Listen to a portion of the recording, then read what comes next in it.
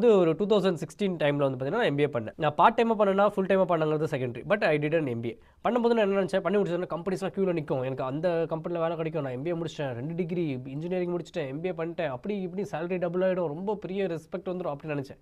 But reality என்னென்னா, first day நான் ஒரு இன்டர்வியூ போகும்போது என்னை யாருமே நீ வந்து என்ன எம்பிஏன்னு பற்றி எதுவும் கேட்கவே இல்லை.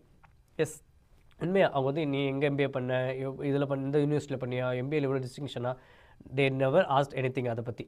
அவங்க என்ன கேட்டாங்கன்னா, இது ஒரு ப்ராப்ளம் இருக்குது, இந்த ப்ராப்ளத்தை சால்வ் பண்ணு, அவ்வளோதான்.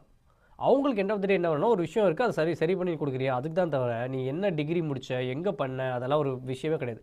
அந்த நாலேஜ், அந்த ஸ்கில்ஸ் தான் மேட்ரு.